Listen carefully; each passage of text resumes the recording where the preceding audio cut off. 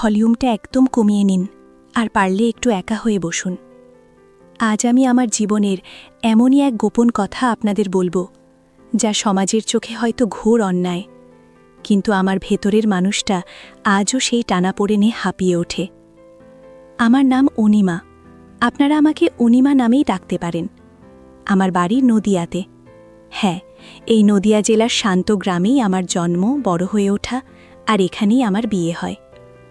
আমার চেহারার কথা যদি বলতে হয় তাহলে বলতে পারি আমি খুব বেশি লম্বা নই, তবে আমার শরীর একটু ছিপছিপে, তবে ভরা যৌবনের একটা সতেজ ছাপ ছিল সবসময়। আজও সেভাবে নিজেকে দেখতে পাই, তবে সময়ের সাথে সব কিছুই তো একটু বদলে যায়। সেই সময় যখন এই ঘটনাগুলো ঘটছিল তখন আমি শাড়ি পরতে ভালোবাসতাম, বিশেষ করে হালকা রঙের সুতির শাড়ি। আঁচলটা প্রায়শই কাঁধ থেকে সামান্য আলগা হয়ে নিতম্বের পাশ দিয়ে ঝুলে থাকত, আর স্লিভলেস ব্লাউজ পরাটা আমার একটা অভ্যাস ছিল, যা আমার হাত আর কাঁধের গঠনকে বেশ সুস্পষ্টভাবে তুলে ধরত।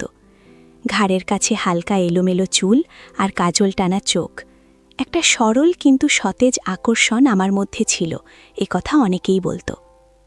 আমার স্বামী আনন্দ, সে ছিল একেবারে সাদামাটা মানুষ। চাকরি করত কলকাতার একটা ছোট কোম্পানিতে। মাস গেলে যা মাইনে আনত তাতে আমাদের ছোট সংসার বেশ ভালোই চলে যেত। আনন্দের নিজের বাড়ি ছিল না, বাবার পৈতৃক বাড়িতেই আমরা থাকতাম, শ্বশুর শাশুড়ি আর আমার দেবর অনিকেত। অনিকেত, আহা অনিকেত, নামটা শুনলে আজও আমার বুকের ভেতরটা কেমন যেন মোচড় দিয়ে ওঠে। অনিকেত ছিল আনন্দের থেকে প্রায় 6 বছরের ছোট, তখনও কলেজে পড়ত। ছিপছিপে গড়ন, একহারা চেহারা, কিন্তু ওর চোখের দিকে তাকালে কেমন যেন একটা গভীরতা চোখে পড়ত। ছেলে মানুষই আর বুদ্ধিমত্তার এক অদ্ভুত মিশেল ছিল ওর চোখে। বিয়ের পর প্রথম কয়েক মাস তো নতুন বউয়ের ঘোর কাটতেই চায় না। সকালে ঘুম থেকে ওঠা, শাশুড়ির সাথে টুকিটাকি কাজ করা, সন্ধেবেলা বারান্দায় বসে গল্প করা, আনন্দ অফিস থেকে ফিরলে ওর সাথে কিছুটা সময় কাটানো, এই ছিল আমার রোজনামচা। অনিকে তো তখন কলেজে যেত, পড়াশোনা নিয়েই ব্যস্ত থাকত। প্রথম দিকে ওর সাথে আমার তেমন একটা কথা হতো না, শুধু মাঝে মাঝে ওর পড়ার টেবিল থেকে এক গ্লাস জল চেয়ে পাঠাতো বা হঠাৎ কিছু বইপত্র খুঁজে দিতে বলতো। আমি ওর ঘরে গিয়ে দিয়ে আসতাম, একটা দুটো কথা হতো, এটুকুই। আমার রান্নাঘরের পাশে ছিল অনিকেতের ঘর। দরজায় একটা হালকা পর্দা ঝলানো থাকত। একদিন কি মনে হলো, ওর ঘরে গেলাম। গিয়ে দেখি সেলাইয়ের বাক্সটা খোলা, সুতো কাঁচি সবকিছু ছড়ানো ছিটানো। অনিকেত তখন স্নান করতে গেছে, আমি গুছিয়ে রাখছিলাম।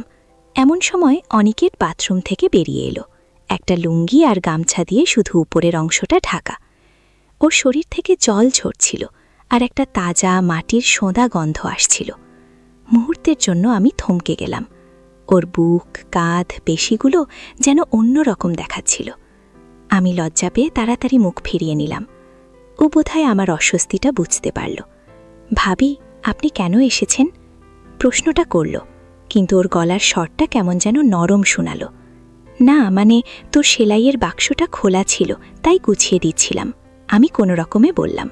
থাক, ঠিক আছে, আমি করে নেব, ও উত্তর দিল।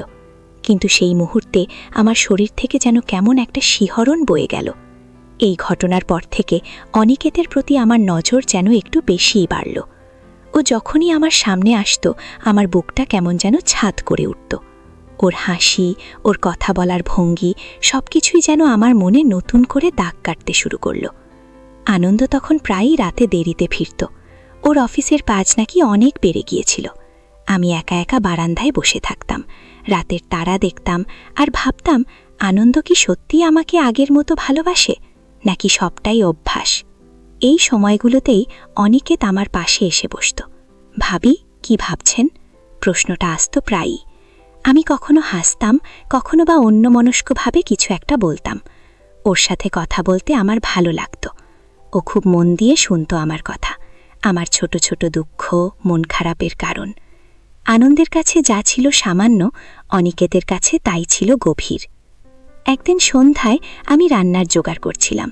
শাশুড়ি মা তখন পাড়ার একটা কীর্তনের আসরে গিয়েছিলেন, ফিরতে রাত হবে। শ্বশুরমশাই নিজের ঘরে বিশ্রাম নিচ্ছিলেন। আনন্দ সেদিনও ফিরতে দেরি করবে বলে ফোন করেছিল। হঠাৎ করেই বিদ্যুতের আলো চলে গেল। ঘরে এক নিমিষে অন্ধকার নেমে এলো। আমি কেমন যেন একটু ভয় পেয়ে গেলাম। তখনই অনুভব করলাম কেউ আমার পিঠের কাছে দাঁড়িয়ে। অনিকেত, ভাবি ভয় পেয়েছেন? ওর গলার স্বরটা খুব নিচু শোনালো। আমি মাথা নাড়লাম। দাঁড়ান, আমি মোমবাতি নিয়ে আসছি।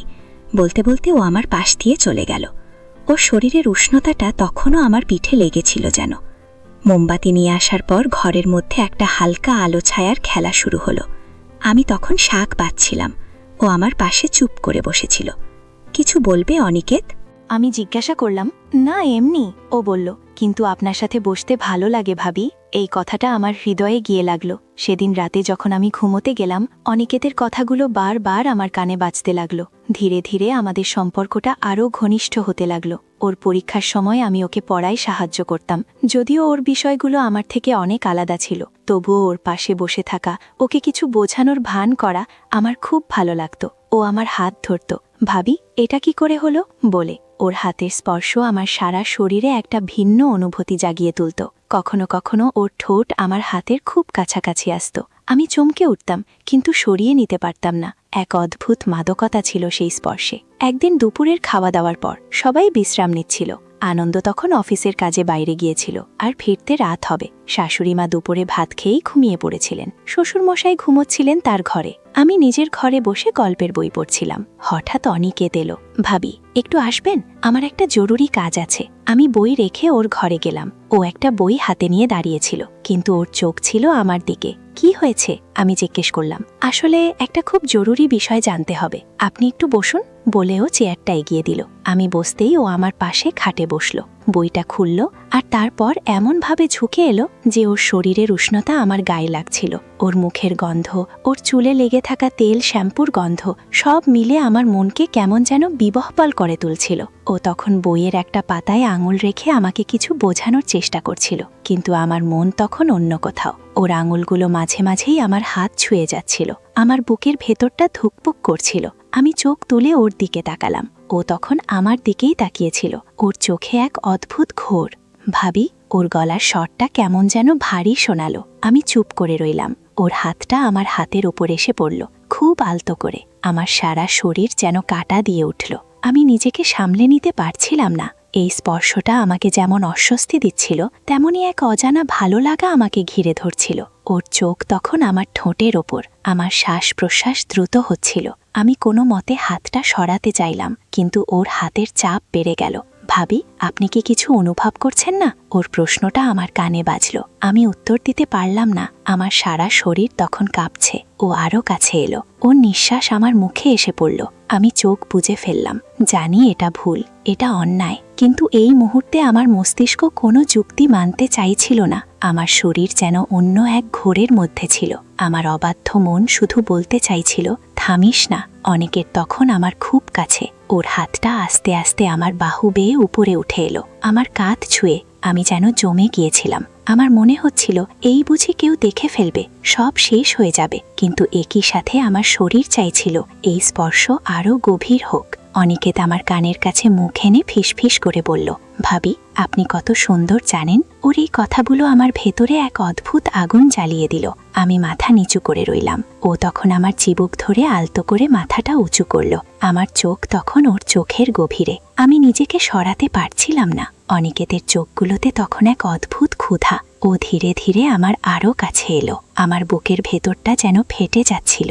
ওর নিঃশ্বাস আমার মুখে। আমি ওর শরীরের উষ্ণতা স্পষ্ট অনুভব করছিলাম। সেই দিনটা আমাদের সম্পর্কের একটা টার্নিং পয়েন্ট ছিল। সেদিন কিছু হয়নি, মানে চূড়ান্ত কিছু হয়নি। আমি শেষ মুহূর্তে নিজেকে সরিয়ে নিয়েছিলাম, কিন্তু সেই দিন থেকে আমাদের মধ্যে একটা অন্য রকম বোঝাপড়া তৈরি হয়েছিল। একটা অব্যক্ত ভাষা, যা শুধু আমরা দুজনেই বুঝতাম। আমাদের চোখগুলোই যেন সব কথা বলতো। অনেকে এরপর প্রায়ই আমার ঘরে আসতো, কখনো বইয়ের অজুহাতে, কখনো বা এমনি গল্প করতে। আমি ওকে বসতে দিতাম, ওর সাথে কথা বলতাম। ও যখন আমার পাশে এসে বসতো, আমাদের শরীরগুলো কাছাকাছি চলে আসতো। কখনো আলতো ছোঁয়া লাগতো, কখনো বা নিঃশ্বাস ফেললে ওর গায়ের উষ্ণ বাতাস আমার গালে লাগতো। এই ছোট ছোট জিনিসগুলো আমাকে প্রতি মুহূর্তে দোলা দিত। আমার মন চাইতো আরও কাছে যেতে, কিন্তু সমাজ আর নৈতিকতার বাঁধন আমাকে আটকে রাখত। আমার স্বামী আনন্দের সাথে আমার সম্পর্কটা তখন যেন আরও বেশি ফিকে হয়ে আসছিল। আনন্দ তখন শুধু তার কাজ আর অফিসের চাপ নিয়েই ব্যস্ত থাকত।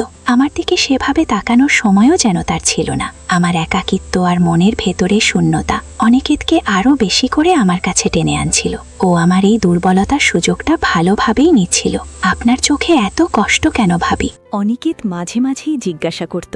আমি কোনো উত্তর দিতাম না, শুধু ওকে দেখতাম। ওর এই প্রশ্নগুলো আমাকে আরও বেশি করে ওর দিকে ঠেলে দিত, যেন ওই একমাত্র মানুষ যে আমার কষ্টটা বুঝতে পারে। একদিন রাতে আনন্দ বাড়ি ফিরেছিল বেশ দেরিতে। রাত তখন অনেক। আমি খাওয়া দাওয়া সেরে শুয়ে পড়েছিলাম। আনন্দও এসে আমার পাশে শুয়ে পড়ল, কিন্তু তার মনোযোগ যেন তখনও তার ফোনের দিকে। আমার ঘুম আসছিল না। হঠাৎ আমার ফোনে একটা মেসেজ এলো, অনিকেত, ঘুমিয়ে পড়েছেন ভাবি? আমি মেসেজটা দেখে চমকে উঠলাম। আনন্দ পাশে শুয়ে আছে, আমি এখন কি করব? আমার হাত কাঁপছিল। আমি উত্তর দিলাম না। আবার একটা মেসেজ, জানি আপনি জেগে আছেন, আপনার সাথে একটু কথা বলতে ইচ্ছে করছে। আমার বুকের ভেতরটা ধুকপুক করছিল। আমি আর নিজেকে আটকাতে পারলাম না। আলতো করে উঠে ব্যালকনিতে চলে এলাম। আমার ফোনটা ভাইব্রেট করে উঠল। অনিকেত। আমি ফোনটা ধরলাম। কি হলো? এত রাত জেগে আছেন কেন? আমি ফিসফিস করে জিজ্ঞাসা করলাম। আপনার ঘুম না আসলে আমি কি করে ঘুমাবো ভাবি? ওর এই কথাগুলো আমার ভেতরে এক ঝড় তুলে দিল। আমরা প্রায় ঘণ্টাখানেক কথা বললাম, ভালোবাসার কথা, একাকিত্বের কথা, আর ভবিষ্যতের এক অনিশ্চিত স্বপ্নের কথা। আমাদের এই গোপন অভিসারটা ক্রমশ আরও গাঢ় হতে লাগল। ফোনে কথা বলা, বাড়ির নির্জন কোণে হঠাৎ দেখা হওয়া, ওর চোখের ভাষা পড়া, সব কিছুই আমার জীবনের একটা অবিচ্ছেদ্য অংশ হয়ে গিয়েছিল। আমি জানতাম এটা ভুল, কিন্তু এই ভুলের মধ্যে এক অদ্ভুত আনন্দ ছিল, এক অদ্ভুত টান ছিল, যা আমি ছেড়ে বেরোতে পারছিলাম না। আমার বিবেকে দংশন হচ্ছিল, কিন্তু মনের ভেতরের আকর্ষণ আমাকে কোনো মতেই ছাড় দিচ্ছিল না। একদিন বিকেলে শাশুড়িমা আর শ্বশুরমশাই গ্রামের অন্য প্রান্তে তাদের এক আত্মীয়ের বাড়িতে গিয়েছিলেন। আনন্দ অফিসের কাজে অন্য শহরে গিয়েছিল, ফিরতে 2 দিন লাগবে। আমি তখন বাড়িতে একা।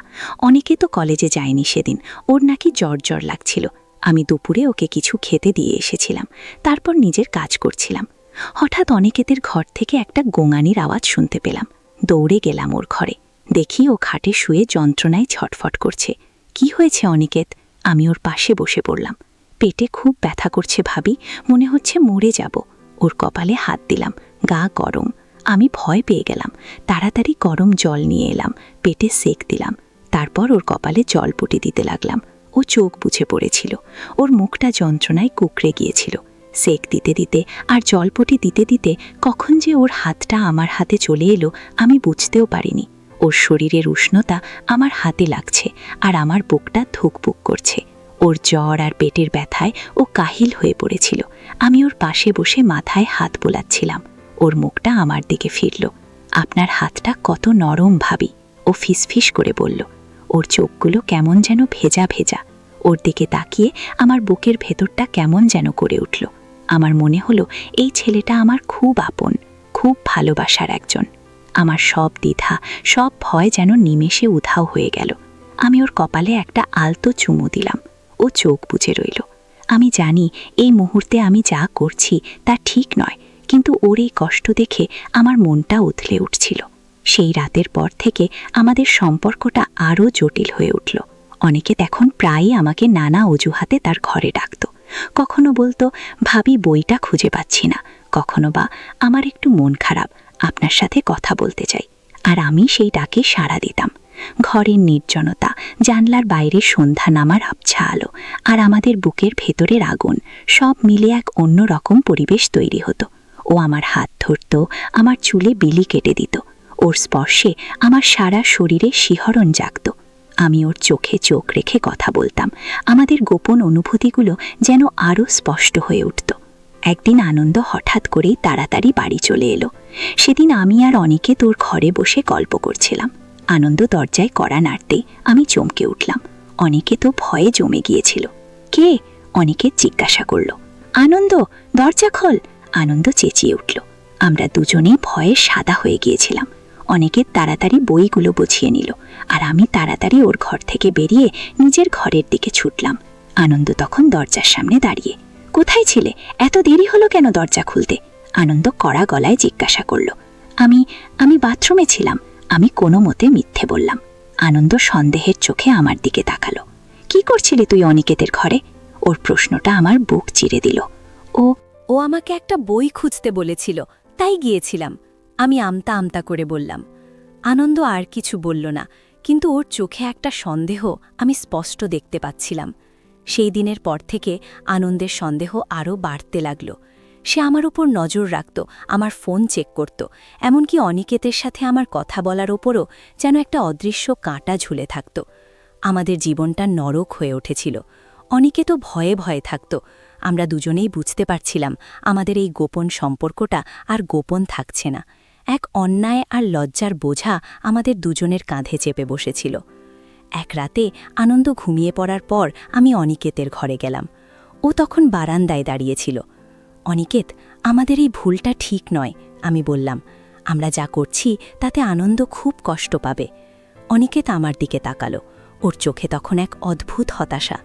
আমি আপনাকে ছাড়া থাকতে পারবো না ভাবি, আপনি আমার ভালোবাসাটা বুঝতে পারছেন না কেন? ওর কথাগুলো আমার মনকে আবারও দুলে দিল।